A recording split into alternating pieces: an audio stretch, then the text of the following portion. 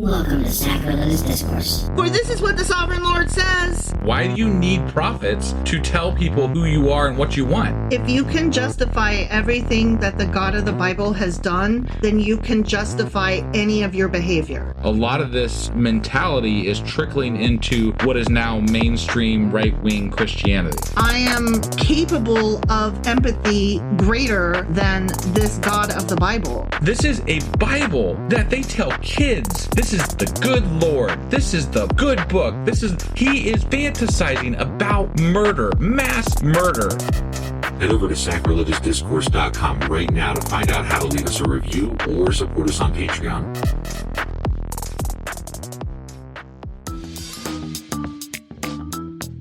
Hey there, sinners and saints. It's your favorite Bible-bashing duo from Sacrilegious Discourse, and we need your help. That's right, folks. We're raising funds for some heavenly equipment and a studio that doesn't sound like it's in the depths of hell. Our current setup, let's just say it's more apocalypse than audiophile. So if you want to hear us dissect the Bible without the background noise of demonic squirrels, chip in a few bucks. We're aiming for $5,000 to upgrade our audio and build a studio worthy of blasphemous banter.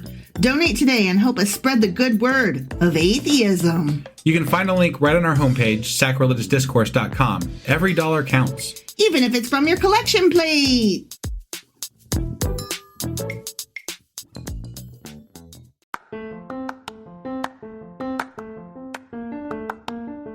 Husband, Yes, wife. let's read the Bible. Welcome to Sacrilegious Discourse? Oh yeah, that's what we're doing. Hey, starting with Genesis and eventually ending with Revelation, we're working through every book and offering our atheist 2 cents. We aren't academics or scholars. Nope. In fact, neither of us was raised in Christian homes, so when it comes to religion, we really don't know anything at all. The only thing we do know is that God is a dick. If you're interested in how we reach this shocking conclusion, start from episode 1. Otherwise, jump in anywhere. It's all good. And don't forget to like and subscribe.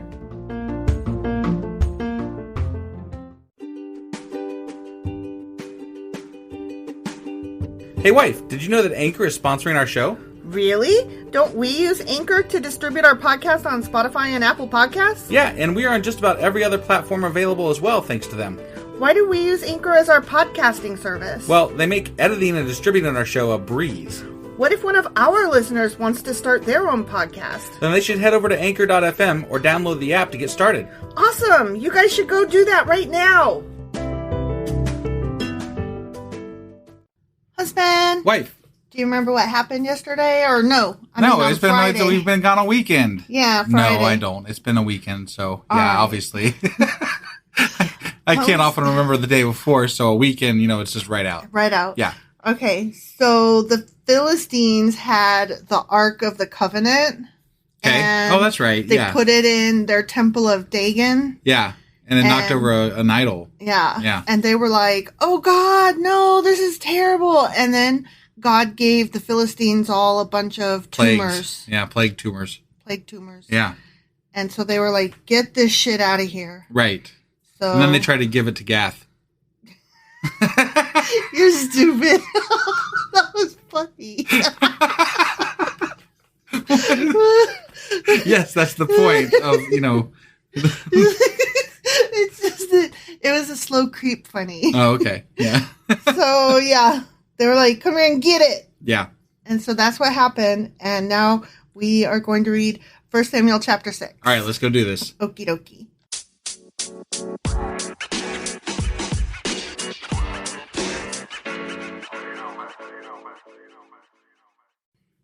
All right. 1 Samuel chapter 6. All right. The Philistines return the ark. I mean, we saw that coming, right? Yeah. So we know what's going to happen Why would here. you not try to destroy it before you returned it? Like, this is the thing Okay. that they use to win battles, right? This thing literally gave the town tumors That's and true. knocked over Okay. Dogan's shit. Fair enough. If you believed it was doing that, if you tried to destroy it, it probably would, fucking kill everybody. In canon, in this Right, story, yeah. trying to destroy that thing would be massively foolish. All right. Fair enough. Okay? Yep. The Ark of the Lord remained in Philistine territory 7 months in all. Dang. That's stupid. That's a long time. That is a long time to suffer. I kind of call bullshit then. Because 7 months? I think it lasted maybe a week before they were like, this is bad. It got to go. Well, no, but it sounds like it didn't take, it took a while to get bad maybe. Because like, I'm just thinking like, well, something bad happened within that 7 months. And they're like, it was that thing's fault. Right. Like at first it was just like, it knocked Dagon. It knocked Dagon's statue over, and then we all got the plague. And then I thought that was like within the first few days. Right. Yeah, that's what I was thinking too. But then 7 months. Yeah. Yeah, maybe their crops went bad or some shit, and they were like, must be the ark's fault. Yeah, I think they were just like, this is bullshit. Using it as a scapegoat for things going bad. Yeah. And we know where scapegoat comes from. Exactly, we do. Yep. Then... So after that 7 months, the Philistines called in their priests and diviners and asked them, what should we do about the ark of the Lord? Tell us how to return it to its country, to its own country. Send somebody over there with it. Send the ark of the God of Israel back with a gift, they were told. Yeah. Send a guilt offering so the plague will stop. Okay. Then if you are healed, you will know that it was his hand that caused the plague. I guess. Okay. I mean, they're like, duh. Yeah. I mean, what do you think you should do with a thing that you weren't supposed to have that's causing problems? What sort of guilt offering? God, I'm having a hard time. I'm so sorry. Words are hard. Yeah. What sort of guilt offering should we send? They asked. I'm curious myself, honestly. I was thinking What's a guilt thing offering? of like... They didn't cover that one in... An edible arrangement. Oopsie doodle sorries and in our shit area, like that. it'd be like the Esther Price candy box, you know? Yeah. Since the plague has struck both you and your 5 rulers, make 5 gold tumors and 5 gold rats. 5 gold tumors? Just and like 5 rats. Those that have ravaged your land. Apparently there was a plague of rats also that we didn't hear about. Can you imagine getting as a gift gold tumors and gold rats? Absolutely not. That's really weird. That's creep-tastic. But, I mean, they'll know what it's in reference to. Yeah. Because, you know, they're God-sent tumors and rats. Yeah. So, it's basically like, it's an email. It's a text. It's like a BRB. Only, you know, they're sending it like the tumors are a shorthand way of saying, your God gave us tumors, so here's some gold to, you know, make it better and take your fucking shit back. Sorry. Right. Thank you, sorry. Right. Yeah, we're good with you guys. It's all good. Just take it back. Leave us alone. It's just chat speak. Right. That's all. Okay. Make these things to show honor to the God of Israel. Perhaps then he will stop afflicting you, your gods, and your land. Don't be stubborn and rebellious as Pharaoh and the Egyptians were. Remember how the Pharaoh was like, you can go, psych, come back. You can go, psych, come back. But you also remember how God hardened his fucking heart so that, you know, he did those things in the first place? Yeah, I do remember that. Whatever. Right. So they're saying, don't have a God harden your heart. Right, yeah. How do you stop that from happening? If he wants to harden your fucking heart, I'm sure he'll do it. It is what it is, if right? there is a God, you know. By the time God was finished with them, they were eager to let Israel go. Now, build a new cart and find 2 cows that have just given birth to calves. Make sure the cows have never been yoked to a cart. Hitch the cows to the cart. They were virgin cart pullers. Yeah.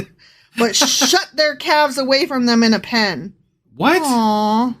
That's weird. They're saying, take these freshly mamaed cows and put them on a cart and make them pull. Okay. And don't let them suckle their babes. Okay. Put the ark of the Lord on the cart, and beside it place a chest containing the gold rats and gold tumors you are sending as a guilt offering. Then let the cows go wherever they want. Okay, so you're just going to send a cart out into no man's land. Hope it gets there. Yeah, like, that doesn't sound like a good plan to me. Thoughts and prayers.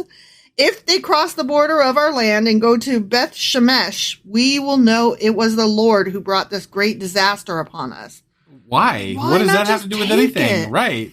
If they don't, we will know it was not his hand that caused the plague, and it simply came by chance. What does the fucking cows walking anywhere have to do with whoever brought the fucking plague? Because they just could not. Everything had to have like plans upon what ifs. Okay, but look. they are asked. They're not sure that the plague came from God, right? From Yahweh, Right. that God. That God. They're not sure. So their answer to find out whether or not it came from God or not is to hook cows up to a goddamn cart with gold in it, and if it goes the right direction, it was God's doing. If not, it wasn't. They decided that was the it. test. I mean, that makes about as much sense as when they're like, this woman might be a witch. If she drowns, oops, she was human. Right? Like, yeah. Like, your logic is this has got to be the infallible. stupidest test I've ever heard of. Besides like, the fuck? witch one? I mean, yeah, among other stupid tests from those days. What whatever. I'm hearing is that men are fucking stupid and they will come up with the most ridiculous... Why not just ask somebody? Right. Why not just say, we're pretty sure this is it. Let's just act as though it is and solve the fucking problem. Sure. Yeah. God. Right. Men are dumb. Yeah. Sorry to all those who are like, oh, you're a man hater. But it's just that the men throughout history have been dumb. Oh, well, Kevin Sorbo, he's on Twitter today. Oh, God, I hate that guy. Well, I guess today, meaning yesterday, because it was today when we're recording it. But I hate that guy. Kevin Sorbo. He played Hercules. Yeah, for he's those and he's a religious nut, basically. Yeah. But anyway, he wrote today, we need more masculine men. Oh, my God. No, less, fewer. And people, went off. Yeah, I bet. They're like, I think you're looking for Grindr. Oh, God. I don't know if that's the direction. It's probably not appropriate exactly, but it's kind of funny. It is just, funny. I mean, just, in getting to him, and saying, whatever, dude. I can't stand that guy. No, I He's can't a either. terrible human being. He's horrible. Which is funny because Lucy Lawless, who played Xena, is like the exact opposite. She's so awesome. Yeah. She should create an anti-Kevin Sorbo account, She basically does. I mean, Gotcha. She trashes him all the time on Yeah. her own Twitter account. So, Gotcha. yeah. Anyway, back to the Bible. Yeah. So these instructions were carried out. 2 cows were hitched to the cart and their newborn calves were shut up in a pen. Then the ark of the Lord and the chest containing the gold rats and gold tumors were placed on the cart. Sure enough, without veering off in either directions, the cows went straight along the road toward Beth Shemesh, That is definitely God. lowing as they went. They walked on the path. Right? Yeah. Good job, cows with a cart. Good job. You stayed on the path. I mean, that makes sense. Cows tend to just... It's just, this is the stupidest shit I've ever heard. It is I mean, stupid. they would have gone some direction. They happened to go that... They had four directions they could have gone, basically, they went that direction, and so it was the whatever. Yeah, whatever. It's fucking stupid. Yep. The Philistine rulers followed them as far as the border of Beth Shemesh.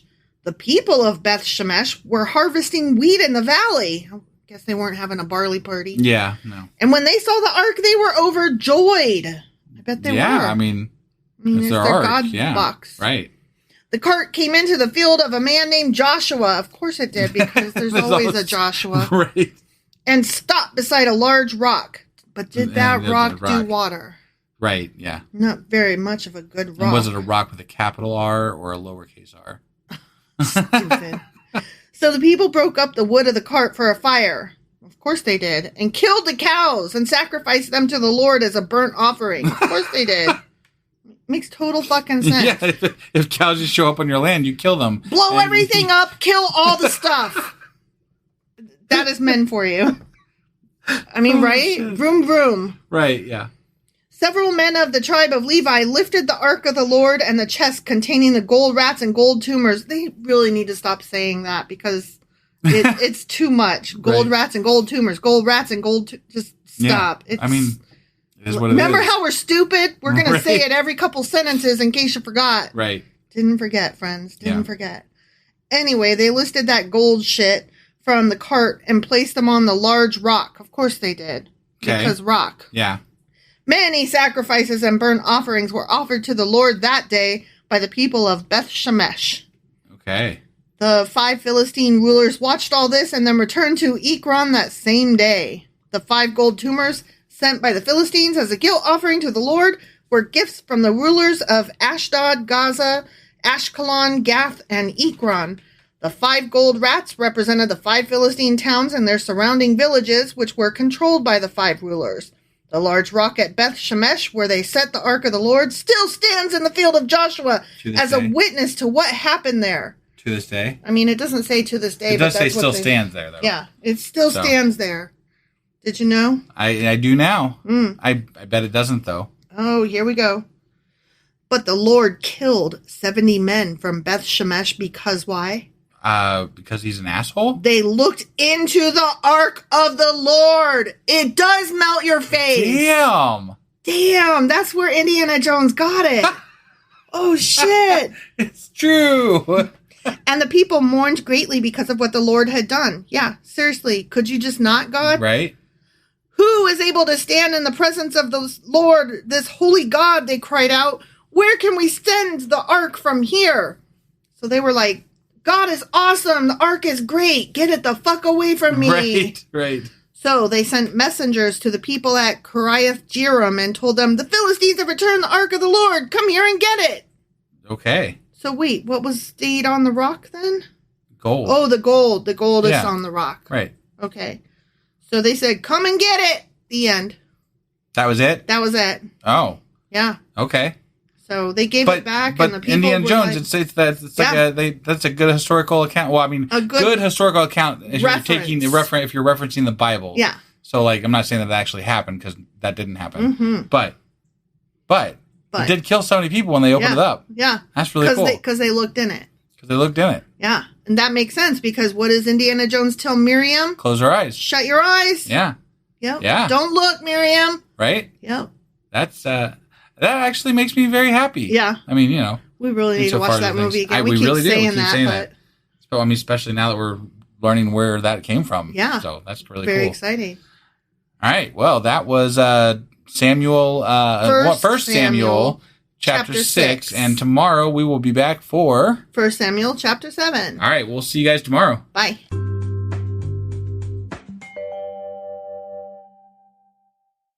Husband. Wife. Do you remember what happened yesterday? I do not remember what happened yesterday. I had a long day at work today. No, you know, I was working and I worked all day because I had to stay over. So no, I remember nothing. Okay, I'm just laughing because you always like stop and think about it. Like, do I remember? And I don't want to piss you off. You used to get mad at me when I was like, well, I don't know, maybe. Hang on a second. But now I know that 9 times out of 10, the answer is just no. Right. So you could just like no. Just no. Just no. Yeah, you don't have to think about it. Oh, sorry. Now I don't have to think about it. Okay. Oh my God. Okay, so what happened was in 1 Samuel chapter 6, the Philistines were like, holy shit, take this back. That's right. And they gave the ark back along with gold tumors and gold rats. Yeah, and then people got Indiana Jones'd. Yeah. And the cows carried it back. Right. And then they ate the cows and they looked. Don't look at the ark, Miriam. Right. And I made a mistake because yesterday I was saying Miriam. Like Miriam. And it's not, it's Marion. Got it. Yeah.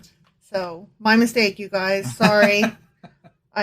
It's just been too long. We just need to watch the movie again. We keep saying that like a lot. You know what? We should just watch it tonight. Tonight? Yeah. You have to get up early tomorrow. I have to mow a lawn tomorrow. Okay, but I have to get up early tomorrow. Well, yeah, that's true. Okay, well, we can watch it tonight. Let's watch it tonight. Okay, let's watch it tonight. Oh my God, we're going to watch Indiana Jones, you guys. All right. Okay. That's settled. What are we doing now, though? What we're doing now is 1 Samuel chapter 7. All right, let's go do this. Okay.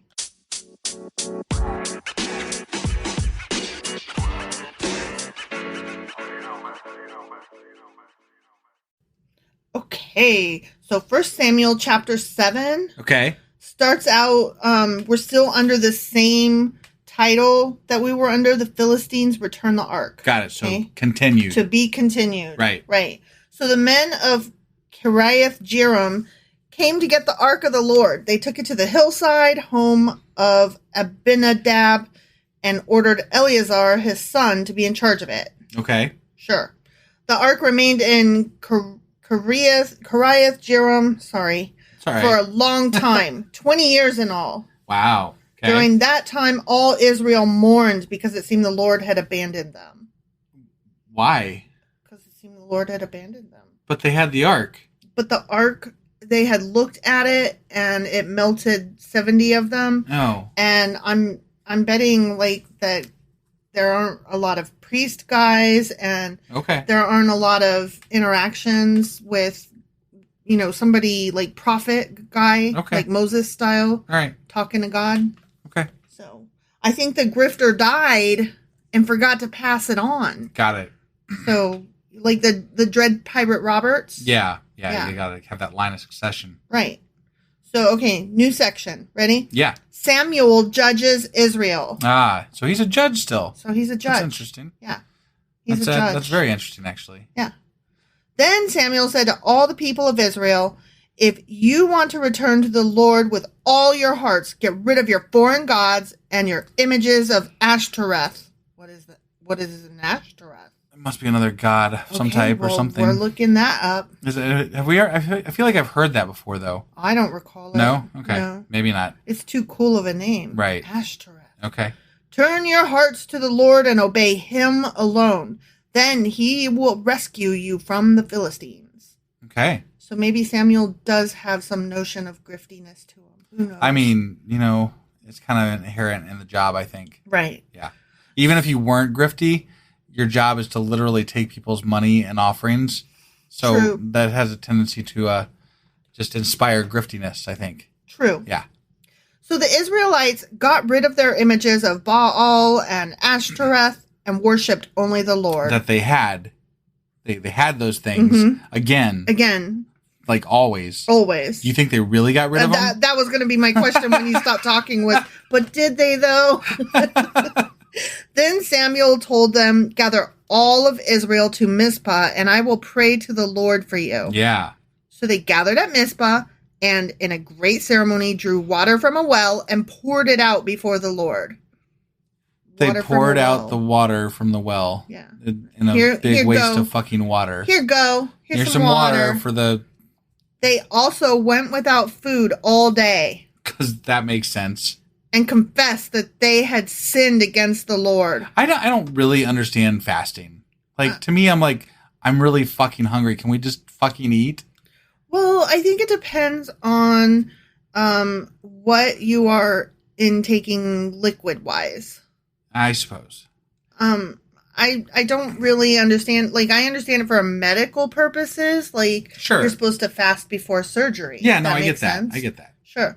But, yeah, just as far as, like, a dieting or, like, for God. A spiritual thing, right. I do not get it. It doesn't seem like it would do anything. I don't know. Whatever. I mean, there are a lot of people, like, there are a lot of health nuts that swear by fasting. Sure. And I don't get it, but whatever. They're thinner than I am, so I guess whatever. Who am I to argue with them? Sure. But then, like, the spiritual thing, I'm like, maybe you're just starving. Yeah. That's what I'm saying. Like, Maybe you do this and, like, maybe you were just hungry and not fucking seeing God. Yeah. Because I gotta tell you, like, I get, like, real shaky if I don't have something every couple hours. I mean, it doesn't have to be big. Right. But I get shaky. I get shaky and then I get hangry. Gotcha. Yeah, it's not okay. So, but they did the fasting and then they confessed. Got it. It was at Mizpah. Oh, I'm so sorry. Parentheses voice. It was at Mizpah that Samuel became Israel's judge. Ah. Okay. When the Philistine rulers heard that Israel had gathered at Mizpah, they mobilized their army and advanced. What are they thinking? Didn't they just get done, like... They just were like, here, your God is really good and strong. Here's your ship. Just go away now. Although, no, they said no. This is not just recently, because they said that the Ark of the Covenant came back and sat for 20 years. Okay. So it's been a while. It's been a while. And they're like... We forgot whatever. Yeah, we what forgot. it's like to get our faces melted off. They didn't get their faces melted off. They had tumors. They got tumors, and they got their Dagon statues. Yeah, knocked over. Yeah. I would just be like, just let them have their God over there. Whatever. I don't know. I don't need it. We don't know what was going on, really. If anything, bunch of was war going on. stuff. Yeah, war stuff. Yeah. And it was, way back. Yeah. The Israelites were badly frightened when they learned that the Philistines were approaching. Okay, yeah. Don't stop pleading with the Lord our God to save us from the Philistines. Yeah, They begged Samuel. So Samuel took a young lamb and offered it to the Lord as a whole burnt offering. Mm-hmm. He pleaded with the Lord to help Israel, and the Lord answered him. Wow. Just as Samuel was sacrificing the burnt offering, the Philistines arrived to attack Israel. But the Lord spoke with a mighty voice of thunder from heaven that day, and the Philistines were thrown into such confusion that the Israelites defeated them. Wait, so he was speaking and that through, like, people could hear God? Yeah. And he was like, fee, fi, fo, fum. And they were like, the fuck? And they were like, it's coming from over there. No, from over there. Right. And so then they were running around in circles. And so then they got killed. Got it. Because the Israelites were like, it's God. That's what happened. I think no, but okay. Do you like my replay? That was great, yeah. Okay. So the men of Israel chased them from Mizpah to a place below Beth-kar, There's a lot of chasing in the Bible. slaughtering them all along the way. And a lot of slaughtering, too. Jesus Christ. When they just, like, skip over any niceties and they're like, no, slaughter. It was a fucking slaughter. Right, yeah. Like, oh, damn. At least they didn't torture these people. Yeah, that's I true. mean, yet, anyway. Right. Oh, God, here we go. Okay. Samuel then took a large stone. See, I read that and I was like, oh, no. But no. Is this just to mark the area? Yeah. It wasn't a They're going to put stoning. another stone. This shall be known as something for... Yeah. And still is to this day. Yeah. That is what I haven't read ahead, but Right, when yeah. I saw stone, I was like, oh no, they're going to throw stones at them. Oh, They already killed, they God. slaughtered them. They slaughtered them. Okay, so they took a large stone and placed it between the towns of Mizpah and Jeshana. Okay. No, Jeshan. Yeah. He named it Ebenezer, which means the stone of help. Ah, For he said, up to this point, the Lord has helped us. okay. Okay. Up to this point. Up to this point. But, Maybe not knows- after. who knows after this point? Who knows? Yeah. That God, he's kind of fickle. right. And also, we humans really fucking suck. Yeah. And we have the attention span of a gnat. And Jeff still has a fucking statue of Baal, so I mean, like, Right. we're fucked, you know? Yeah, exactly. Exactly. No, Why'd it's you, Steve. why'd you do that, Jeff? No, Steve was running away from the fucking...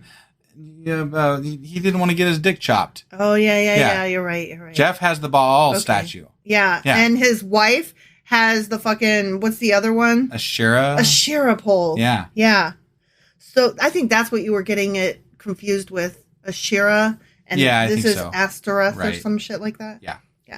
Okay, so the Philistines were subdued and didn't invade Israel again for some time. For some time. I mean, it could have been... They didn't stop invading them, but for some time. They were like, eh. I need to know what some time is, though, because it could have been like a few months to like 25 years. Yeah.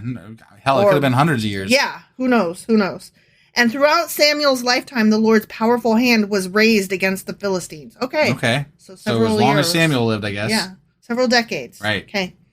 The Israelite villages near Ekron and Gath that the Philistines had captured were restored to Israel, along with the rest of the territory that the Philistines had taken. Gotcha. Oh, sorry. I had a yawn that just... Yeah, you were like struck me. yawning. You were yawn reading. I was. Yeah. I'm so sorry. So did you understand me, though? I think so, yeah. So, They took back land. yeah, from the And- Philistines. Yeah. Okay. That the Philistines had taken. Got it. And then they took it back. God helped. God is I mean, great. I guess. God is good. God helped them slaughter people. Yeah. And there was peace between Israel and the Amorites in those days. Peace, huh? Wait, Amorites. Those are Those are- I guess- giants. but I guess those are they the Philistines though? I Like what guess. is how are the Amorites connected here? Is that who the Philistines are? I don't know.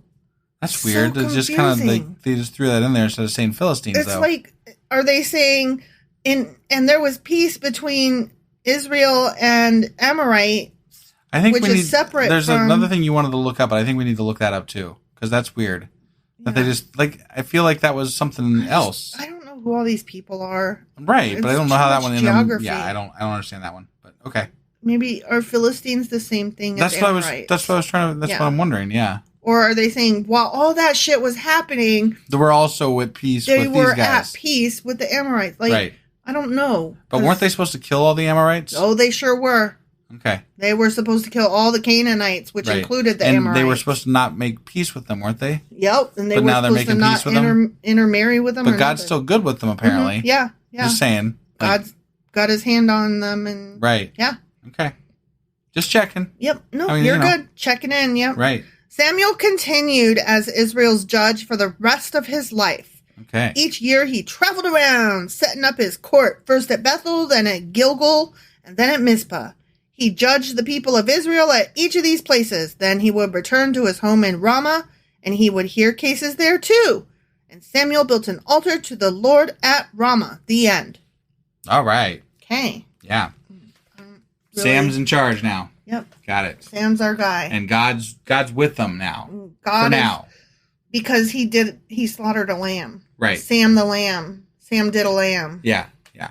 So we're all good now. And everything's nice. That's why I was yawning. It's too boring. Boring. Yeah. Just kidding.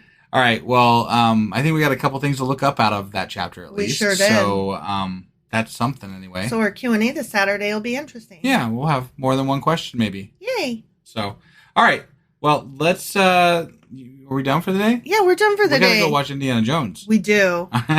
And then tomorrow we'll be back for 1 Samuel chapter 8. All right. We'll see you guys then. Yep. Bye.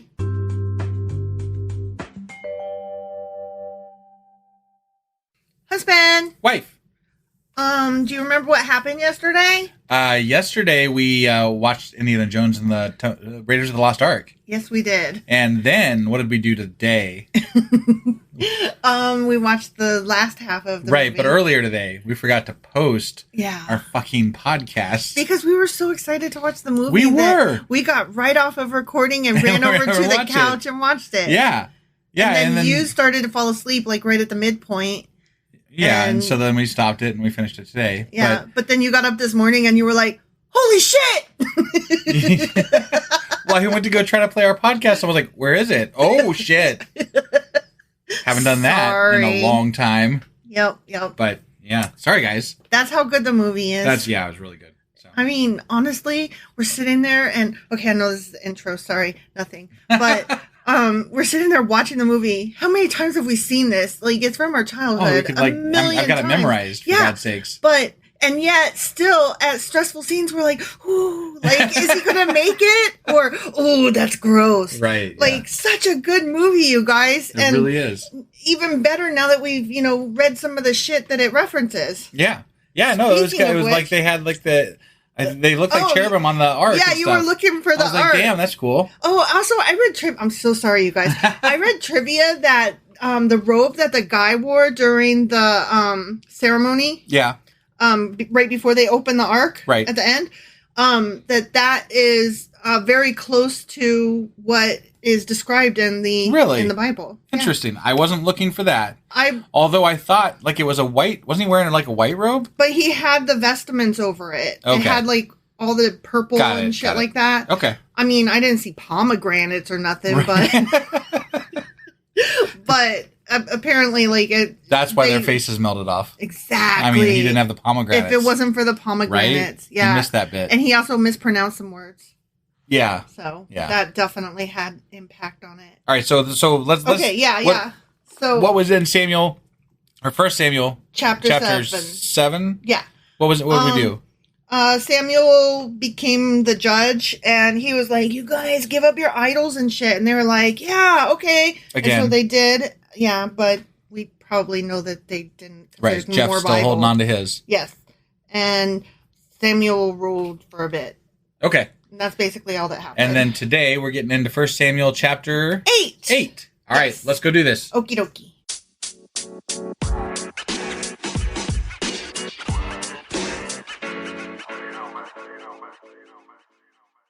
Okay. First Samuel chapter 8. Samuel chapter 8. What are you doing? I don't know. Are you mimicking me or are you never? mocking I would never me? Do that. Are you mocking me? Never. You would, and you are. You better stop. Okay. Israel asked for a king. They ask for a king. Give me a king. You're the kingy man. No. That was very bad. Yep. You could edit that right out. As Samuel grew old, he appointed his sons to be judges over Israel. Oh, yeah? I bet he did. So, wait. He can appoint judges? Like, this is like Apparently. a monarchy that you get to appoint the next ruler? Yeah, apparently. Well, nobody fucking appointed him, did they? He just kind of took over the job? Yeah. I guess Eli did kick it. The church put him in charge. Okay. All right. I mean, fair enough. His parents gave him to the church, and Eli church, fell over dead. Yeah. So, what are you going to do? Right. Okay. So, I mean, he was already the judge, and Sure. yeah. But he's already old and assigned. I mean, like, what the hell? Isn't there a second Samuel? There is a second Samuel. What's going to happen? I mean, he's already almost dead, apparently. I don't fucking know. Okay, all right. I haven't read it. Sorry. I didn't even know this book existed until we got into it. Shit, man. All right. Okay, so his sons. Okay, so they're going to rule over Israel. Joel and Abijah. I like that better. Yeah. His oldest sons held court in Beersheba. But they were not like their father, for they were greedy for money. They accepted bribes and perverted justice. That sounds about right. Yeah. I mean, because dude was okay, but then he spoiled his kids, yeah. Sounds Why? about right. And power corrupts. I'm sorry. Yep, it does. But we've talked about it all along through this Bible. Yep. The people that are in charge, they take advantage of the grift. They definitely do. There's no doubt about it. No doubt. And they often get lost in that grift. And they forget to pass on, don't forget that you, have to be responsible with the grift. Right. Here's the grift, but to keep it going, you have to actually do the littlest bare minimum of the work part of the grift. Right. So they didn't, because they were bratty boys. Exactly. Finally, all the elders of Israel met at Ramah to discuss the matter with Samuel. Look, they told him, you are now old and your sons are not like you. Yeah, not at all. Prum. Give us a king to judge us like all the other nations have. They're like, we don't want your son. Yeah. Either of them. Any of them. You need to pick somebody else. You're okay, but your kids ain't. Right. But I think it's kind of cool that they went to him and were like, pick a king. Right, but the question is, does Samuel actually recognize that his kids are bad? I would have a hard time with that, I think. I don't know. I mean, I would have a hard time with it, I think. One of our kids ain't doing great right now, and we're kind of displeased. Well, yeah. So I guess we're able to recognize that. All right. I'm just saying. Okay. We're not totally blind to our children's foibles. Got it. But I think Samuel was blind, because the very next sentence. Yeah. Samuel was displeased with their request and went to the Lord for guidance. Ah. I hope the Lord I'm smacked him curious down. what the Lord's going to say here. Yeah. Do everything they say to you, the Lord replied. Oh. For they are rejecting me, not you. What? Wait, what? What? Wait, is God saying that he wants his shithead sons to be in charge? Apparently, they don't want me to be their king any longer. Ever since I brought them from Egypt, they have continually abandoned me and followed other gods. Okay, I didn't get that from what they... But God, you're not wrong, but that's a different subject. Right, that had nothing to do with what was going on. Yeah. They don't want Samuel's sons to be in fucking charge, and sounds like for good reasons. Yeah. So again, God, I'm with you on this. You're right. We Israelites do fucking suck. Yeah. We do reject you over and over again, and we're dumb. But that's not what's happening here. I actually am coming to you with the topic of my children. Right. You dumbass. Yeah. Am I right? Well, I'd be pissed off if I was the people that he's saying is rejecting him, because I'm like, we didn't come here to reject God. Yeah. We came here to pick a better leader. Yeah, so that we can We don't better, want your fucking sons. So that we can better praise you and worship you, God. Yeah. Because it seems like when they have good leaders, they're in good. Yeah. If they have bad leaders, they suck. And if they're bad leaders, they're going to suck, and God's going to kill them. Yeah. And now they are giving you the same treatment, God continued to Samuel. Okay. Do as they ask, but solemnly warn them about the way a king will reign over them. Wait, I see. I thought that God and kings were tight. Remember? Yeah. They were kings were going to rule at the behest of God, essentially. Well, so this one's not? I guess God is going to harden this next king's heart. This is bullshit. This is bullshit. Because the people actually finally did something good. Yeah. Oh, unless you're saying that his kids were good, I don't know what the fuck this is. But it literally says that they're not good. Right. So, and if we're to take the Bible at its word, which is what we're told we have to do, right, then they were bad. They were bad. And God wants them to be in charge over a king that Samuel would pick. Yeah. Okay. I don't get it. I really don't get it. It's almost like God in this story is trying to make Samuel feel better. Like, I know, I can't believe he doesn't like your little shits. Right? I know. What are we going to do about that? You know, fine, let's just let him have a king. They'll see. No, you know what? I think this is, obviously, God doesn't exist, right? Yeah. This is Samuel pitching a fucking fit. And he's saying, God said I should put my kids in charge, but I'm going to let you have whatever you want. So. Yeah. Yep. So Samuel passed on the Lord's warning to the people. Yeah, that's exactly what the fuck happened. Right, yeah. Who were asking him for a king. This is how a king will reign over you, Samuel said. Oh, okay. The king will draft your sons and assign them to his chariots and his charioteers, making them run before his chariots. Well, Only if you pick a shitty king. But does that mean they're going to war, or what is that supposed to mean exactly? I don't know. Some will be generals and captains in his army. Some will be forced to plow in his fields and harvest his crops. And some will make his weapons and chariot equipment. Isn't that what they'd be doing anyway? Probably. They've been fighting people all along. They need food. Yeah. What is different here? I don't know. Okay. But this could be bad. The king will take your daughters from you and force them to cook and bake and make perfumes for him. Not perfumes. He will take away the best of your fields and vineyards and olive groves and give them to his own officials.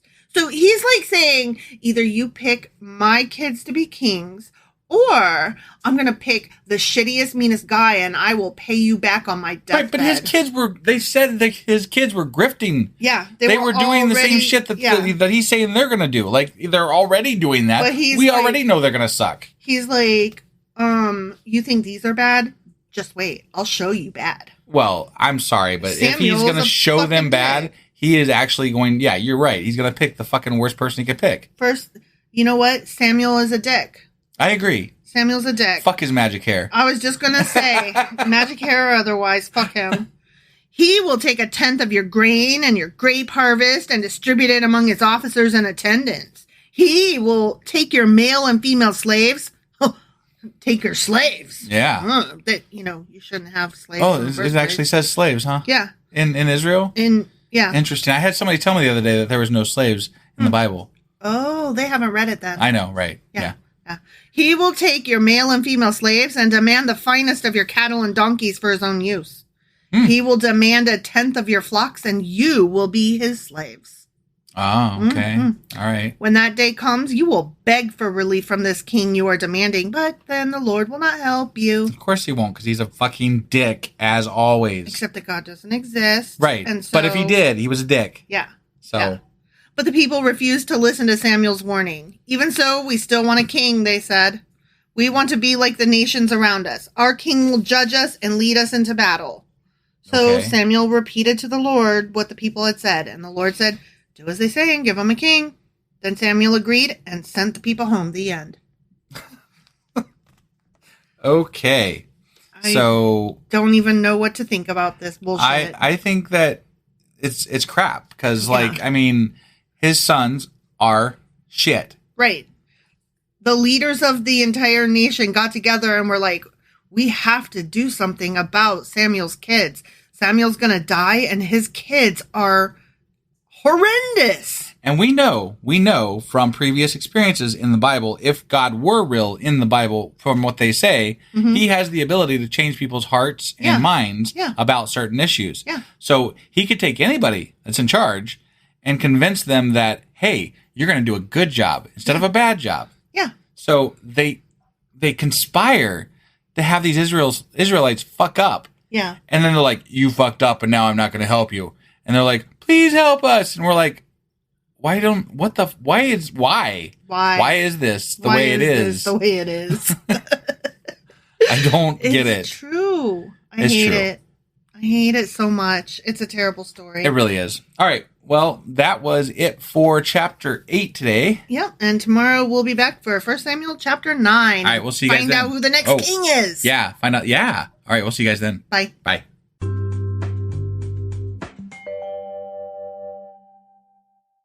Husband, Wife. do you remember what happened yesterday? It seems like Samuel was going to pick a really shitty leader for him. Is that about the gist of it? Yeah, because his sons were ruining the grift. They were horrible. And apparently God's good with him picking a shitty leader. And the people were like, can we not, though? Yeah. They were like, even though God's going to apparently do bad things with this king or something, we still want him. Yeah. Because more than your sons. Your sons really fucking suck. Yeah. So, yeah. So, okay. I guess we should say, don't forget to visit our merch store, you guys. Yeah, it's at sacrilegiousdiscourse.com, and you can pick up some really great stuff there, atheist merch, science, and obviously podcast-themed merchandise. So let's go ahead and get into this chapter, which is what? We are today reading 1 Samuel chapter 9. All right.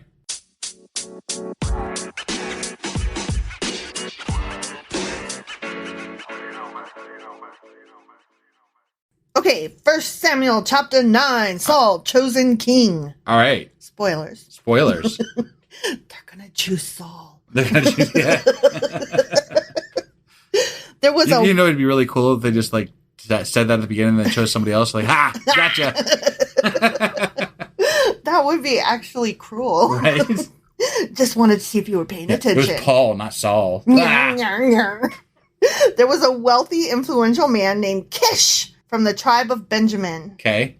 That Prince song, you just want me for my Kish. Right? You may have lost it, like, completely now. Are you serious? No. Okay. No. I have so many songs in my head that, like, everything makes me think of a song. Okay. Okay? Got it. I don't even really like Prince, but that song was in the movie. Somebody Pretty should take Woman. figure it out how many of these songs are from which decades, because I bet most of them are from the 80s. 80s and 90s, yeah. Yeah. Early 90s. Definitely. Right? Fuck off. Fuck off. I'm just saying. Kish was the son of Abiel, son of Zeror, son of Becheroth, son of Aphiah, of the tribe of Benjamin. What do you think you have to do to get this job? Do you just like put in an application and say, hey, dude, I want to be king? Because, Samuel's got to pick him, right? I mean, he clearly knew him already. Right. He didn't just, go over a bunch of resumes. Yeah, right. He was like, if I can't have my son, I'm going to have my son's best friend. I guess. Probably. I mean, based on what he's going to do, it doesn't sound like he's much better than his sons. Probably. So. Okay, so Kish's son Saul was the most handsome man in Israel. That is a positive attribute. And who determined that exactly? Like, I did. Everybody looks different to other people, He was symmetrically pleasing. Okay, got it. Head and shoulders taller than anyone else in the land. Oh, well, that's what it was. The tallness makes you sexy. Because you know why he was tall? Because they've been intermarrying with the fucking Amorite giants. Oh, yeah. I bet. Interesting. I bet he was part giant if he was so fucking tall. They're on good terms with him. One day, Kish's donkeys strayed away, and he told his son Saul, take a servant with you and go look for my fucking donkeys. Yeah, go get those asses. Meow, meow, meow. So Saul took one of the servants and traveled through the hill country of Ephraim, the land of Shalishah, the Shalom area, and the entire land of Benjamin. The entire land of Benjamin. They didn't miss a bit of it. It was the entire thing. But you know what? What? They couldn't find the donkeys anywhere. Fucking donkeys. Goddamn. I lost my ass. Yeah. Excuse me, sir. I seem to have misplaced my ass. Finally, they entered the region of Zuph. Were they in Zuph? Zuph. Are they in Zuph? Zuph! Zuph! And Saul said to his servant, let's go home. By now my father will be more worried about us than the donkeys. Right, yeah. I bet not. I mean, donkeys are worth a pretty penny, right? Yeah, my son ain't worth nothing. Right, yeah. But the servant said, I just thought of something. Light bulb. Yeah.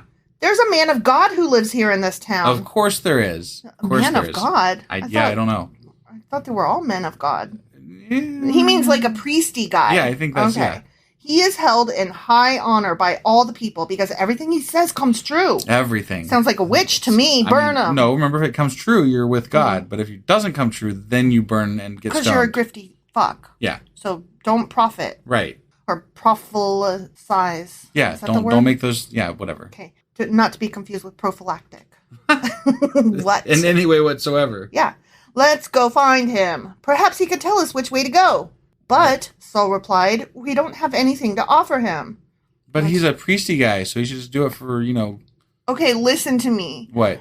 That's what people say about artists. And you know what? Artists don't work for free. Right. Okay? Right. Yeah. Even our food is gone and we don't have a thing to give them. Well, the servant said, I have one small silver piece. We can at least offer it to the man of God and see what happens. He's like, let's try. Might as well give it a shot, let's right? Try. Give him A silver piece for a bunch of donkeys? For my butt? Yeah. Yeah. Okay, parentheses voice. Okay. In those days, if people wanted a message from God, they would say, let's go ask the seer, for prophets used to be called seers. Ah. Okay? All right, Saul agreed. Let's go try it. So they started into the town where the man of God lived. As they were climbing the hill to the town, they met some young women. Coming out to draw water. Is that what It's always when they're they're always going out to draw water. That's where they always meet them at, It reminds That's like the place where they all hang out. The cool kids are there. Yeah. It reminds me of in Jungle Book, at the very end, the boy Mowgli, Yeah. Mowgli saw his first human was a girl coming to draw water. And the song was, she must go to fetch the water. Do you remember? No, I don't remember. It was pretty. And I'm sure you're right. She had it balanced on her head. Okay. Yeah. Yeah. So Saul and his servant asked, is the seer here today? Yes, they replied. Stay right on this road. He is at the town gates. He has just arrived to take part in a public sacrifice How up lucky. at the place of worship. Awesome. Hurry and catch him before he gets up there to eat. Yeah. The guests won't begin eating until he arrives to bless the food. They got a GPS their way up there. Yeah. So they entered the town, and as they passed through the gates, Samuel was coming out. Wait, what happened? I lost my place. Sorry. Samuel was coming out of the... Coming out toward them to go up to the place of worship. Okay. Oh, here comes Samuel. Now the Lord had told Samuel the previous day, about this time tomorrow, I'm going to send you a man from the land of Benjamin. Oh. Anoint him to be the leader of my people Israel. He will rescue them from the Philistines, for I have looked down on my people in mercy and have heard their cry. Wait. It was just yesterday they were telling us that he was going to fuck them over. Yeah, and now today... And now he's going to rescue them? Yeah. What? God's a fickle beast. But is it... Which one's... Okay, whatever. It's both. It's both. Whatever mood he's in the moment. Not even that day, in the moment. How do you read this book and not just lose your goddamn mind over the bullshit that gets said from one chapter to the next? It's so crazy. You never know if you're supposed to stand firm or soften your heart. Right. You never know. You're always doing wrong. Whatever you choose is wrong. You're bad and wrong always. Yeah, I think that's the point. Yeah. Though. Yeah. When Samuel saw Saul, the Lord said, that's the man I told you about. Yeah. He gonna rule the people. Definitely that guy right there. That guy. He's missing his ass, but he's going to be king. God leaned down and he goes, that one! Yeah. That's the one! Just then, Saul approached Samuel at the gateway and asked, can you please tell me where the seer's house is? I'm the seer! Samuel replied. I'm the seer! Oh, he was the seer. Me! Yeah, I'm the man of God. I'm the prophet. I'm the one. So, yeah. It's me! Okay. You came to see me, just like God said you would. Right. Right? Yeah. Go up to the place of worship ahead of me. We will eat there together, and in the morning, I'll tell you what you want to know and send you on your way. Huh. And don't worry about those donkeys that were lost 3 days ago, for they have just been found. Womp womp. Wow. And I'm here to tell you that you and your family are the focus of all Israel's hopes. Wow. Nothing, no burden here. No, don't worry about anything. That's not what I came for. Right. I just wanted to know, can you help me find my ass? I just need my donkeys. I didn't want all of Israel's burdens. Right, Sorry. Right. Saul replied, but I'm only from the tribe of Benjamin, the smallest tribe in Israel. Yeah. And not only that, but remember, Benjamin's tribe was the one that was all rapey just a while back and got all murdered, and then the people cried that's because right. the tribe of Benjamin. Shit, they weren't just the smallest. They were down to just a few thousand. And then they stole 400. They stole women from the fields. Well, first they stole 400 from the tribe that didn't fight them. Yeah. And then they stole 200 more from the fields. Right. So, I mean... But that means that there's only 1,200. Yeah. I mean, if this is the same time frame. Yeah. There's only 1,200 to a couple thousand of them left. So he's not just the smallest tribe. He's the smallest of the smallest tribe. Right. We're still trying to get our shit together from that time that we were rapey fucks. Yeah. And bride stealers. So, and my family is the least important of all the families of that tribe. Why are you talking like this to me? He's like, I'm kind of Moses-ish. Like, I'm a nothing burger. Right. Why are you picking me? Yeah. It's supposed to make us, the reader, and potential Christians feel like, see, we're all called, even the most simple among us. Then Samuel brought Saul and his servant into the hall and placed them at the head of the table, honoring them above the 30 special guests. Could you imagine? You just walk into town to find your ass, and they're like, oh, you're the honored guest, and now you're going to lead us. Well, okay, let's make it like today's times. Like, one time I went somewhere and I left my purse there. Right. Right? And I had to go back and find my purse. And I'm like, has anybody seen a purse? It looks like this, blah, blah, blah. And then all of a sudden they're like, oh my God, you're the new store manager.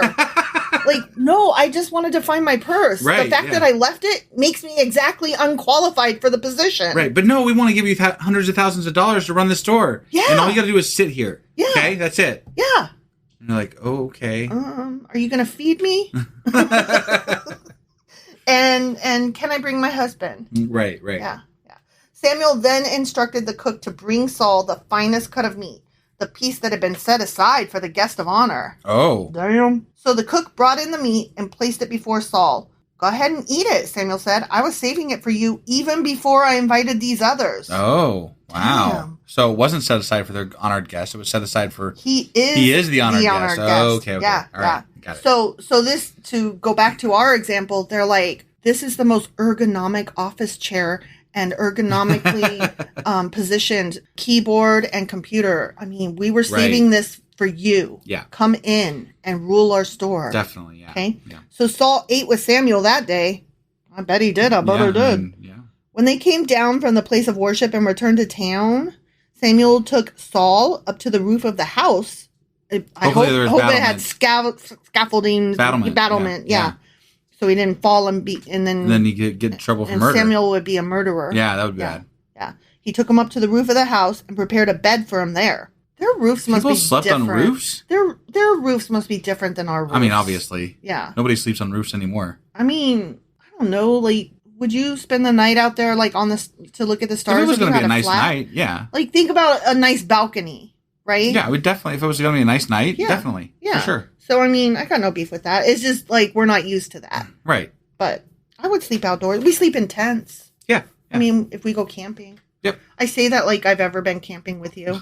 We've never been camping together. Because you don't like camping. No, but we did one time. We walked up to the park at the elementary school and we laid on the bridge thingy, the playground, and we looked at the stars. Yeah. That was fun. Yeah. That was so romantic. Yeah. We should do that again next century. Next century? Okay. Well, you and me both get bitten up easily. Yeah. I don't like the bugs. Right. Okay. So anyway, blah, blah, blah. At daybreak the next morning, Samuel called to Saul, "Get up! It's time you were on your way. Bye." So Saul got ready, and he and Samuel left the house together. When they reached the edge of town, Samuel told Saul to send his servant on ahead. After the servant was gone, Samuel said, "Stay here, for I have received a special message for you from God." The end. Stay here. Don't move. I'll be back. And I guess we got to stay tuned to find out what this special message was. After these messages. We'll be right back.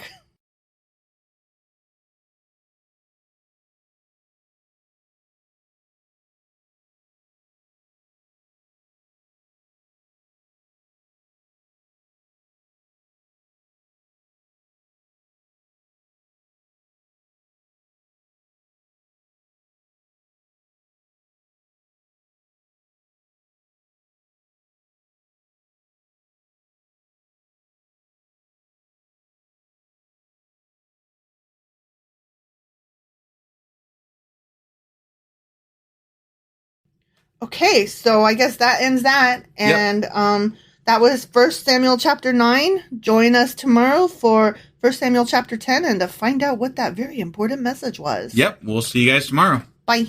So don't forget to visit us tomorrow to find out what happens at that cliffhanger for 1 Samuel chapter 10. All right, we'll see you guys tomorrow. Bye.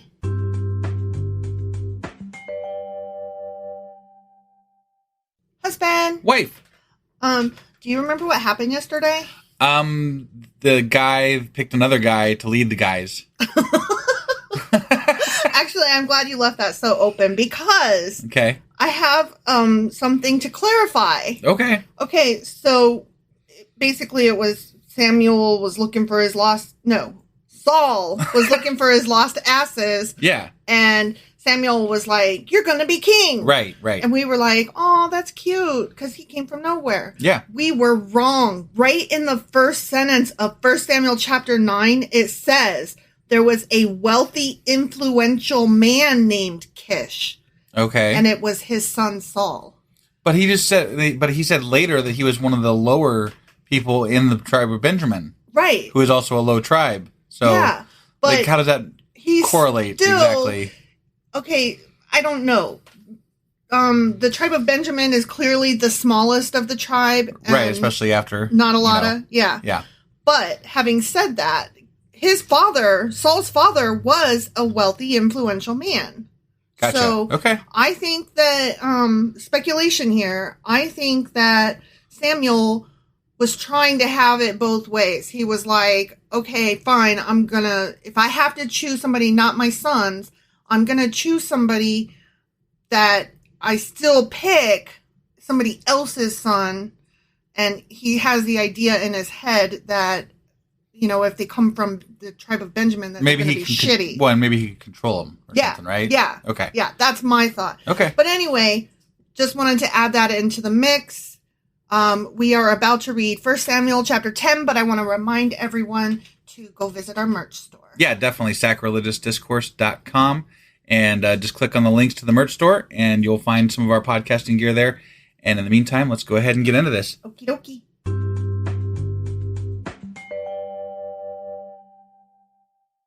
Okay, 1 Samuel chapter 10. Okay.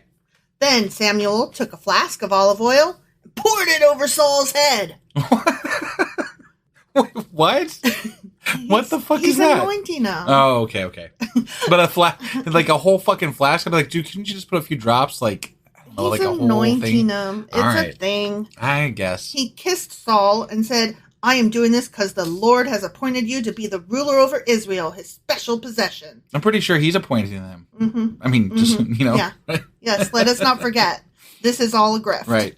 When you leave me today, continued Samuel, yes, you will see two men besides Rachel's tomb at Zelzah. Okay, on the border of Benjamin.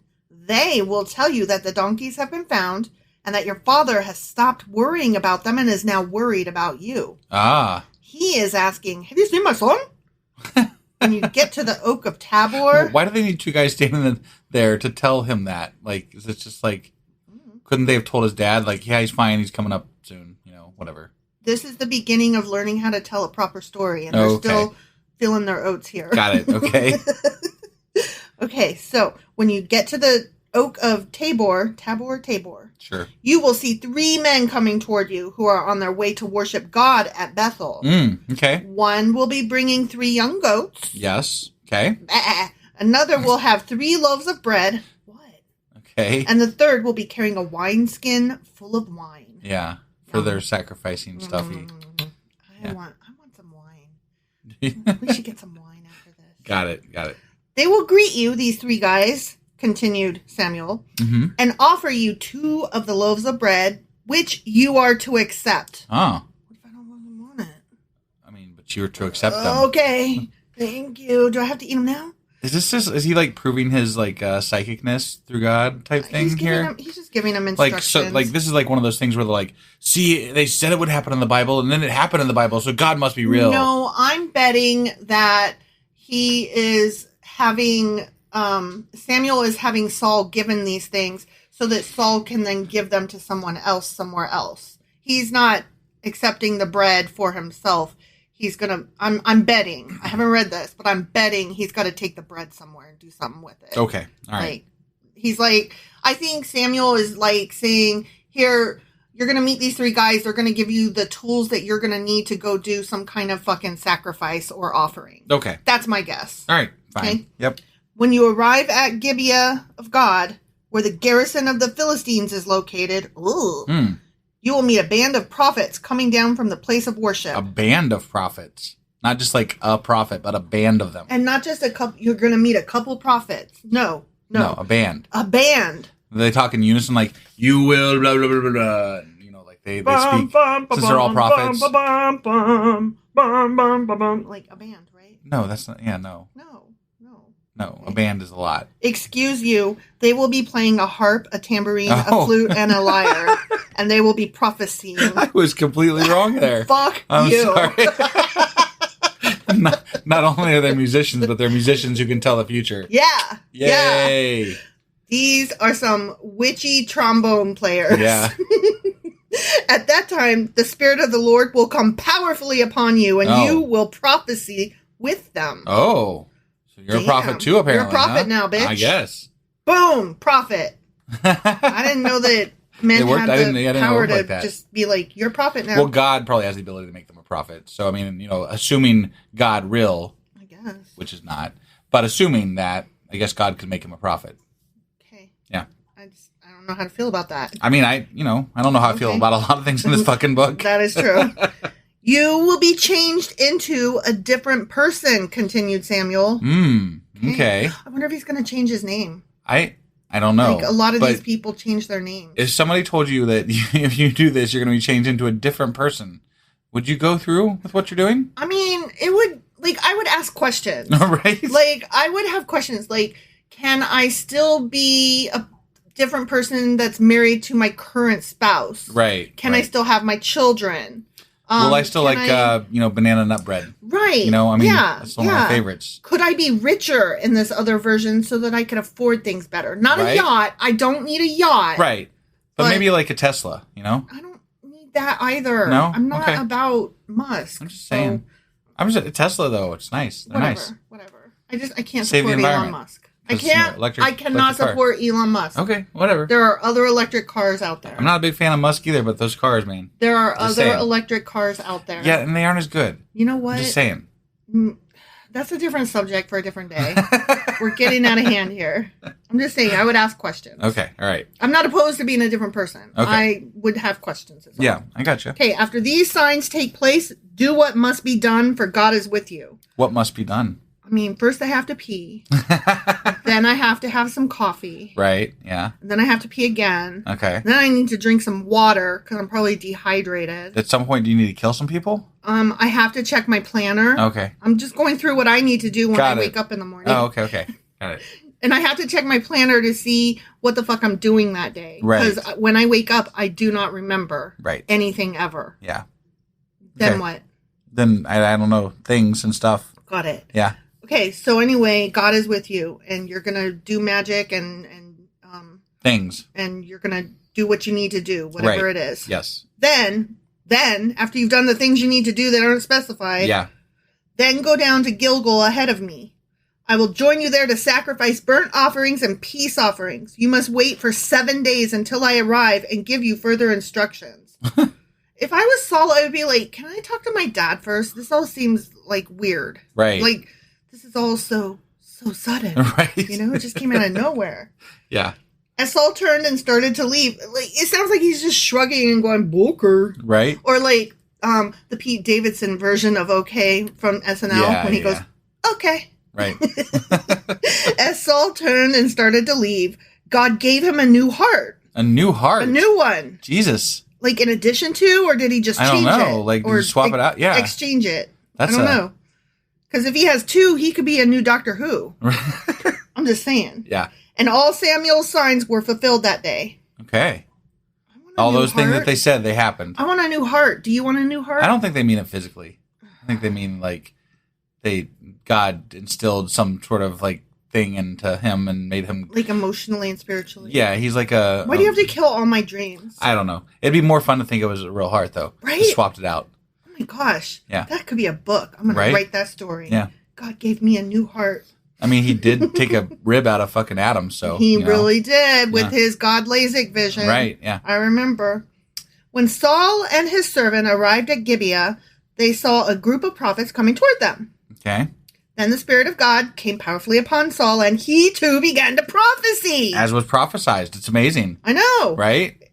So this totally means that God is real, right? Samuel said these things are going to happen. And then the Bible said, and they all came true. Yeah. And now they're telling us that it came and true. this is the thing that came true, which was already prophesied. It's got to be a miracle, right? True. Like, this has got to be just, unbelievable. This is totally proof of God's existence. I followed you.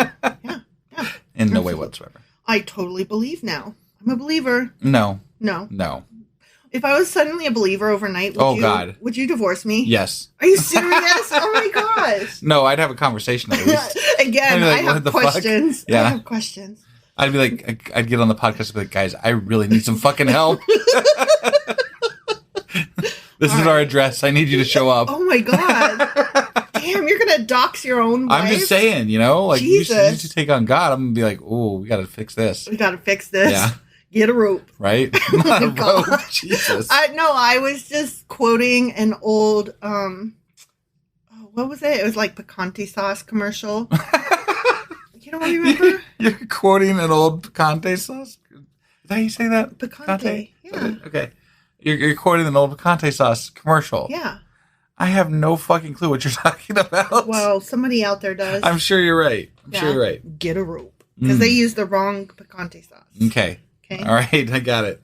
You know. I don't actually know. You guys know. You listeners. You guys know. I don't think they do. They do. No. They do. I'm usually right. Who knows what? Okay, you know what? We only ever hear from the people that are like, wife is wrong and dumb. We have no idea. The wife needs somebody to stand up for her. Yeah. You need somebody to say, yeah, I knew that. I knew that commercial. So somebody should reach out for wife and be like, yeah, I knew that commercial. If you know that commercial, don't just sit on the information. You got to share it and let wife know that you knew about it. Yeah. Because she really needs that support right now. It's true. Now I got to go look it up and I have to fucking tweet it so that I can be right. Right. Cool. Yeah. Okay, so anyway, when those who knew Saul, the new Saul, the old Saul. The one with the new heart. No, when those who knew the old Saul. Oh, the old Saul, the old heart. Saul, yeah. Okay. When they heard about it, they exclaimed, "What? Is even Saul a prophet?" I'm kind of shocked myself, Huh? How did the son of Kish become a prophet? It's a great question. I'd say God, God. You think I captured that correctly? I think, yeah, sure. Yeah. And one of those standing by let me read that again. Okay. And one of those standing there said, "Can anyone become a prophet no matter who his father is?" So that is the origin of the saying, "Is even Saul a prophet?"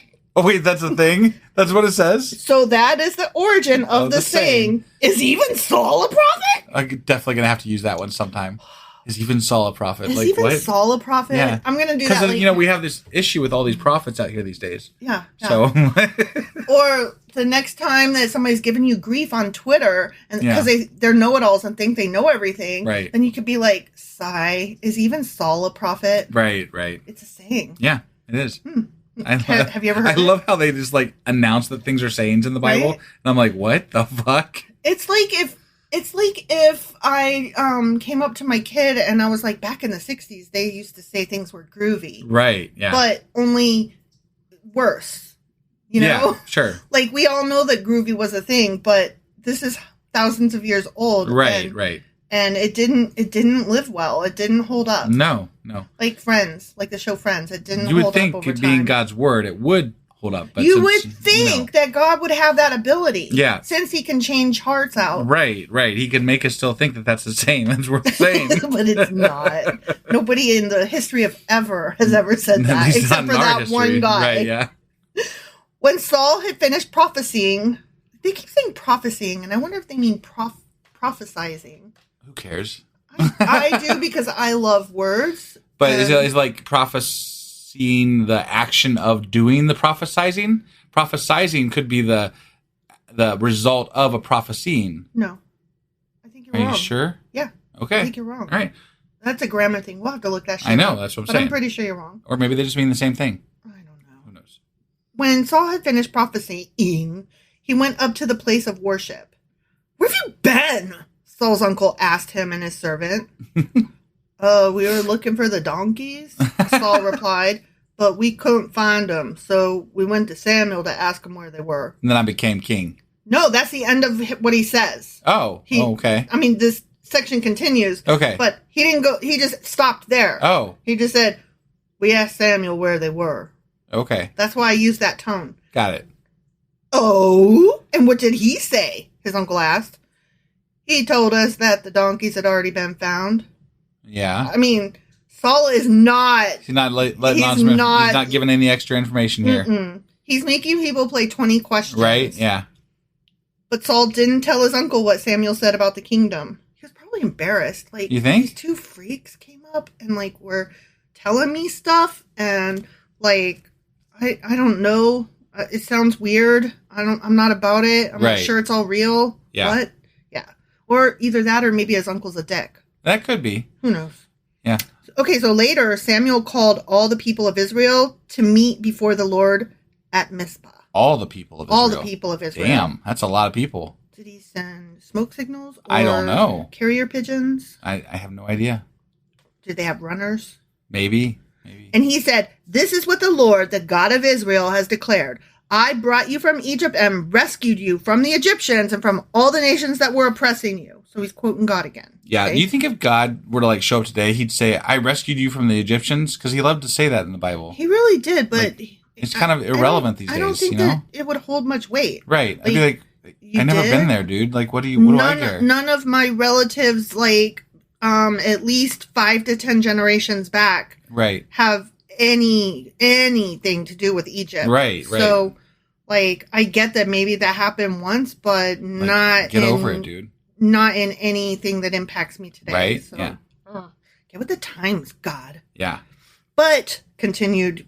What's his name? Samuel quoting God. Wait, Samuel? I thought this was This is Samuel quoting God. Oh, okay. This is the Lord, the God of Israel, has declared, I brought you from Egypt and rescued from the Egyptians, blah, blah, blah, blah, blah. But though I have rescued you from your misery and distress, you have rejected your God today and have said, no, we want a king instead. Oh, so they weren't mad. Samuel and God weren't mad about who they were picking as king. They were mad that the people wanted a king at all. Okay. Because judges were supposed to suffice. Even though judges were basically kind of like kings because they were leaders who judged. Well, and also they failed like it was like back and forth. They would fail and they'd succeed. They'd fail and they'd succeed. Yeah. Like, so it was a stupid system. Yeah. So they'd be like, I mean, if I was an Israelite, I'd be like, can we try something different? Because this keeps sucking. We need somebody in charge to, like, I don't know, build irrigation that works. Yeah, right. Like, across neighbors, you know? Sure. Like if we have policemen's on our area, they're not going to work well in somebody else's area. So could we have some kind of system? I don't know why I use policemen's because I'm not a fan of policemen's. I'm thinking like sidewalks. That's a better example. Okay. Like, could their sidewalks line up with our sidewalks so that it's not like we get to the end of our land and our sidewalk just fucking ends? Right. Like, that's dumb. Yeah. We need somebody in charge to, like, help the different areas pull it all together. Sure. Yeah. So that's why they wanted a king. Yeah. And God's like, oh, fine, you don't want me anymore? And they're like, no, we do. But we need somebody here on earth to help. They're not. I think God has got it wrong. God's a jealous little shit. Yeah. But that's all there is to it. The people are not saying by having a king, we denounce God. Right. I mean, they would be stupid to because God keeps fucking them up when when they say things that they aren't supposed to say. Exactly. But instead, he lets them do the thing that he doesn't want them to do instead of just saying, we can do this really good the other way and I'm God, so we'll make it happen. Yeah.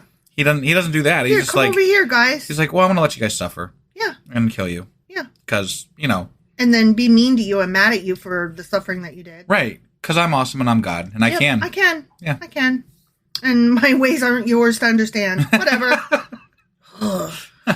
Now, therefore, present yourselves before the Lord by tribes and clans. Okay. They got to line up before God. This sounds a lot like when they lined up at, remember when they lined up at Jericho and the guy had he had stolen the silver. Things? They lined them up by tribes and clans. Yeah. So this does not bode well based on the last time. This is a little ominous. Right. So Samuel brought all the tribes of Israel before the Lord, and the tribe of Benjamin was chosen by lot. Then he brought each family of the tribe of Benjamin before the Lord, and the family of the Matrites was chosen. Okay. I don't know what a Matrite is. It's a family. Oh, okay. I think. Yeah. Yeah, the family of. Yeah. Okay, sounds good. Yeah. Mr. and Mrs. Matrite? Sure. Why not?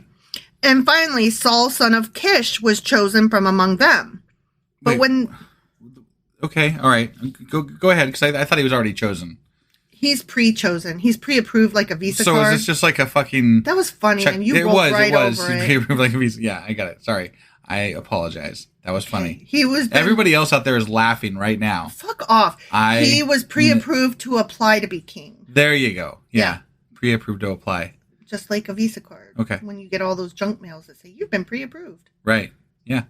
To apply. It's funny. Just like everybody fucking I'm laughing, else. I promise. I hate you so much right now. Stop being mean to me this episode. I'm not being mean. You are. Stop it. Okay, I'm stopping. Stop. Get your shit under control. It's under control. Okay. So, all right. So they're lining up and all these people, and then one from each tribe was chosen. Saul, son of Kish, was chosen from among them. Yeah. But when they looked for him, he had disappeared. Oh, no, Where'd not that. Saul go? What happened? What happened? So they asked the Lord, where is he? Yeah, where's Saul? And the Lord replied, he's hiding among the baggage. Why? Why? What the fuck, And dude? Why is he hiding, and why among the baggage? Right? It's ridiculous. He was like, he got picked, and then he was like, excuse me, I'll be right back. I just have to go take care of something. Right, yeah. And then he went and hid behind the baggage. Yeah, that's funny. That is really funny. And God's like, he's over there. Right, and God's like, I'm not fucking around. He's over there. Yeah. Go get him. So they found him and brought him out, and he stood head and shoulders above anyone else. Head and shoulders. He's an Amorite. Yeah. I think that's right, my secret Right, belief. yeah. Yeah. Because the tribe of Benjamin were some nasty ass fucks, and I think that they fucked with the Amorites. Sure. Literally. Yeah. And I think that they are Amorites. Sounds like a good reasoning to me. Yeah. Then Samuel said to all the people, this is the man the Lord has chosen as your king. No one in all Israel is like him. And all the people shouted, long live the king! Yeah. Then Samuel told the people what the rights and duties of a king were. Okay. He wrote them down on a scroll and placed it before the Lord. Oh. Scroll, huh? He told the Lord what the rules are? No. He wrote them down on a scroll and placed them before the Lord. Well, yeah, he's saying, here are the rules we've agreed upon. Okay. Oh, great God, who is in heaven powerful, blah, blah, blah, blah, blah. Got it. He's doing it for like a ceremony blessing thing. Got it. Then Samuel sent the people home again. Everybody across Israel, get over here. Okay, we did a vote and we wrote some shit down. Everybody from Israel, go home now. Really?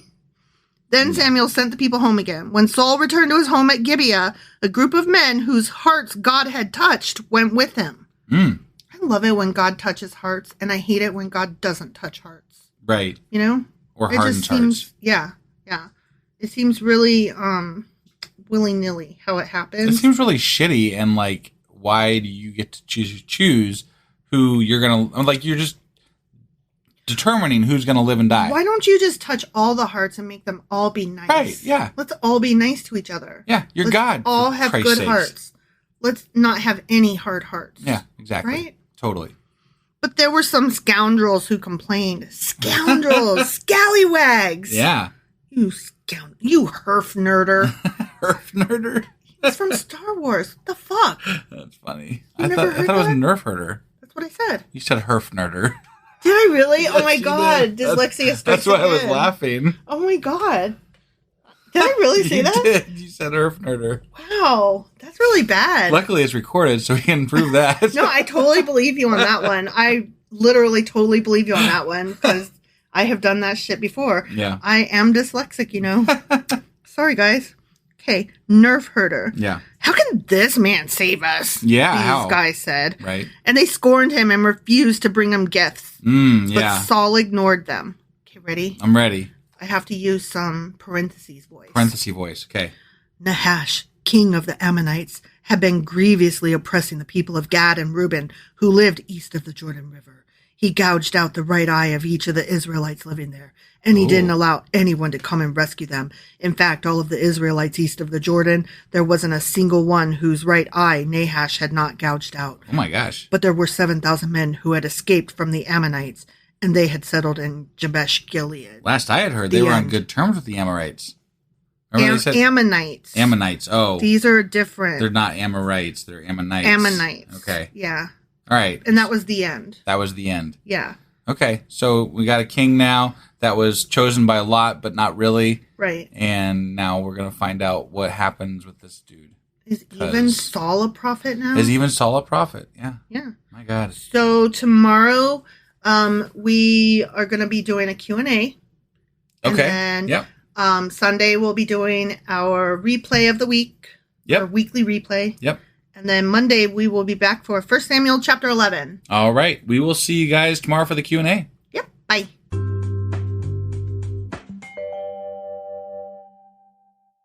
Husband. Wife. It's a Q&A. It sure the fuck is. So do you know what I'm talking about today? Samuel. Duh. No, I'm not really talking about Samuel. You're not really talking about Samuel? No. What are you talking I'm about? not interested in him. No. Okay. He's boring. Okay. I am interested in a thing called emerods. Emerods? I'll tell you about it in a minute. I don't even remember this. Should I remember this? No. Okay. I'll tell you about it in a minute. All right. And Ashtoreth. I remember Ashtoreth. Okay? Okay. So that's what we're going to be talking about today. Okay. All right. Well, let's go ahead and get into this. All right.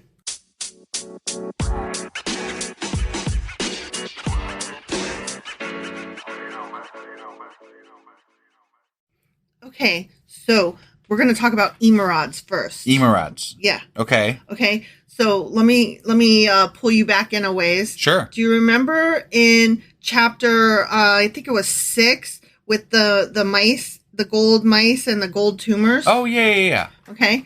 So that's where we're going with this. Okay. Okay. Those tumors in other Bible translations, like not the one that we're reading, Okay. they were actually referred to as emerods, Okay. which is another word for hemorrhoids. Oh. Right. Interesting. Yeah, that changes things. Right. The word emerod comes from the words to swell, and in another language I can't remember right now, mound. Yeah. Okay. And so aren't hemorrhoids on like the butt? The butt. Yeah. Well, that's what I'm getting They to. died of this shit. They did. Jesus. There's Fucking deathly there's hemorrhoids. there's a part that says they had emerods in their secret parts. Oh God. Yeah. So Nope. here are other words besides tumors. So there's good things about reading the fucking tame version. Yeah. Tumors, boils, hemorrhoids, or swollen lymph nodes even. Yummy. Okay. And the swollen lymph nodes would have been a symptom of the bubonic plague. Oh. Which was transmitted by animals such as the Rats. mice or rats Interesting. that were in the land of the Philistines. So it was a reference to the bubonic plague then. That's what many researchers believe. Huh. Yeah. And there's a question, like in some translations it says rats, in others it says mice. Got it. I believe, if I'm not mistaken, the bubonic plague would have been delivered by mice. And if I'm not mistaken, the bubonic plague had nothing, in fact, zero to do with God. I mean, it went wherever the ark went, but that could have been because the people delivering it carried the rats or mice with them. Yeah. It's a fucking disease. Yeah. That was spreadable, that you could spread. Exactly. So that's emerods. Okay. I thought that was like, I couldn't pass that up. Right. Okay, so, bloody buttholes. Got it. That's really fucking disgusting. I know. Could you imagine if you had a plague of that and your neighbors start complaining that of would it? be one fucked up town. Like the things. Oh. Oof. Nope. Okay, so the next thing that we're going to talk about is Ashtoreth. Ashtoreth. Okay. Yep. I don't know if you recall, but she was a goddess along with Baal that was being worshipped. Wasn't she like the mother of all gods? The mother goddess. Yep. In one myth, she is the goddess of the sea and of fishermen and the wife of the god Baal. Okay. And she's also been referred to as the Queen of Heaven. Okay. And she is thought to have been a fertile source of life. Got it. However, much like Baal, it's also the term Ashtoreth is also a generic term. So you know how we have like capital G God, but then we have lowercase g little gods, right? Just gods in general.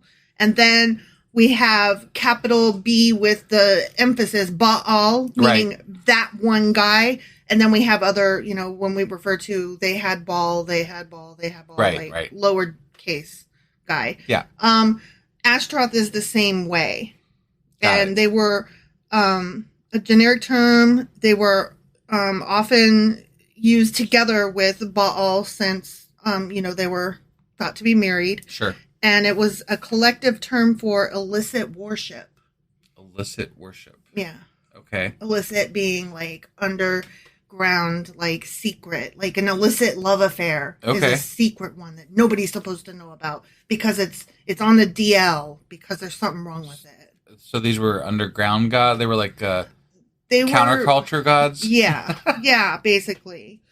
Now, Ashtaroth was worshipped in so many different cultures that as it traveled from one cult to another, her name changed. Oh, okay. And so I'm going to go over some of her names and attributes. Sure. Because we may bump into some of them again. Okay. Because she was like hot shit in the area at the time. Okay.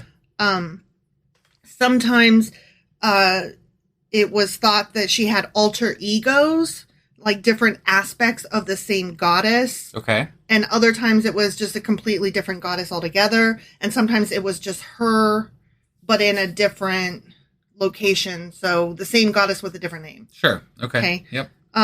Some of the names were Anath, Astarte, Ishtar, Athtar, and Tanith.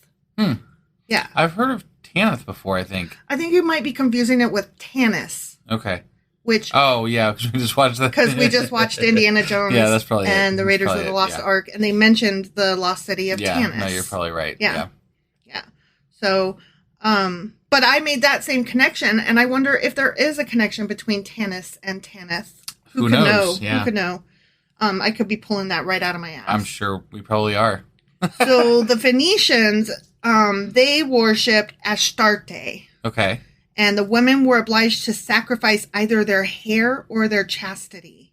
Nice. Interesting. Yeah.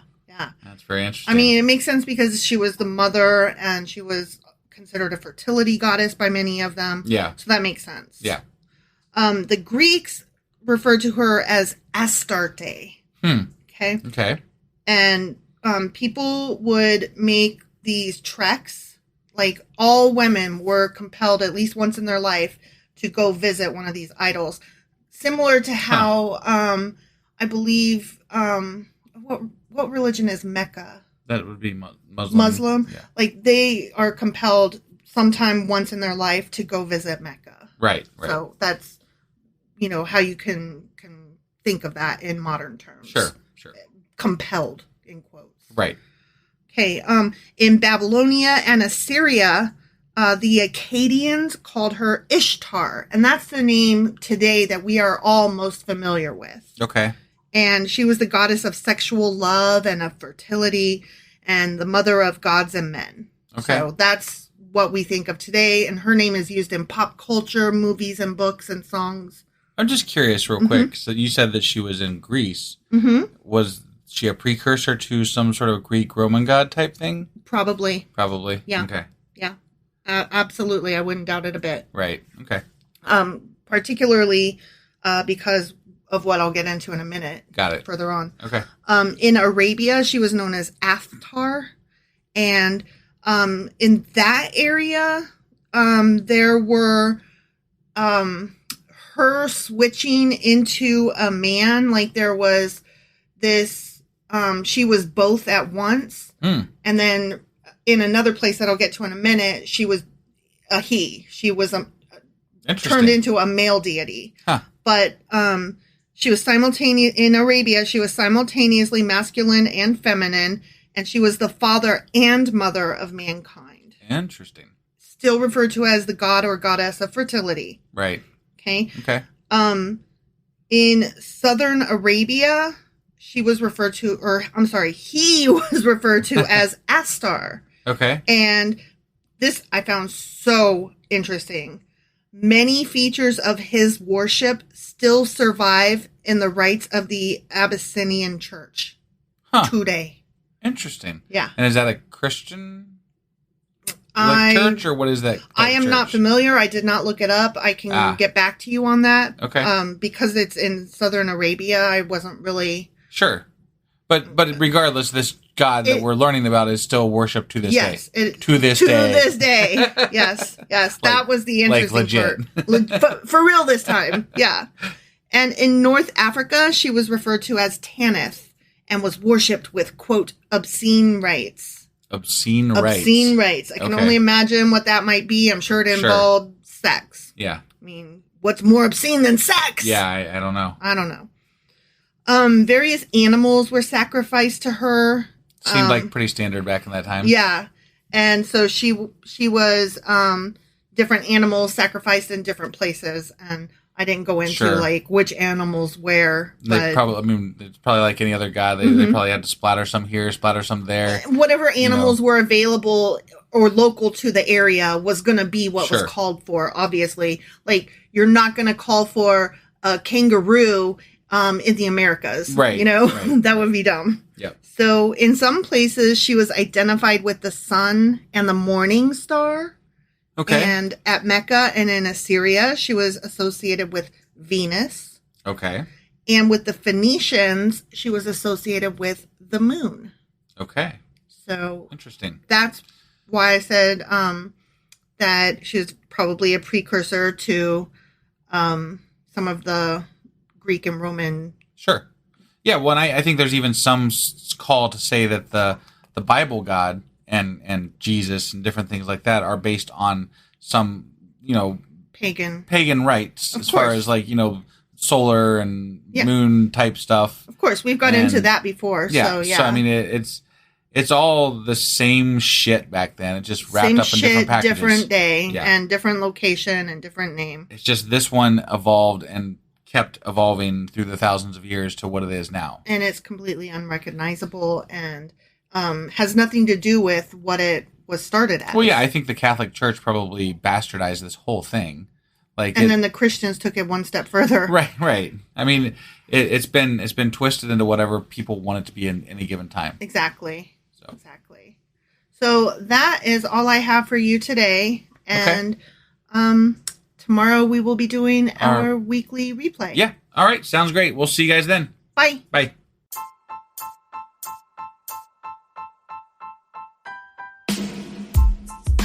Husband, it's the end. Tell the people where they can contact us. You can get in touch with us by sending an email to sacrilegiousdiscourse@gmail.com. We're also really active on Twitter. Our handle is sacrilegious_D. For D's nuts. Oh, again? Okay, anyway, we're also on Facebook, Instagram, and Pinterest. But if you really want to get our attention, Twitter's where we're at. Also, we'd really appreciate it if you would like and subscribe on whatever platform you're using. And Apple Podcast reviews help us out tremendously. Don't forget to support us on Patreon. Yeah, every couple of weeks, we'll cover something in the news, a current event, or something we feel strongly needs to be discussed. And only Patreon subscribers get to hear our discussion. That's right. It's all for our Patreon members as a thank you for their support. Join now for as little as $2 a month to get all of our extra content. Go to patreon.com/sacrilegiousdiscourse. Like and subscribe, leave an Apple review, join us on Twitter, support us on Patreon. That's a lot of instructions. Don't forget to say thanks. Thanks. Okay, bye.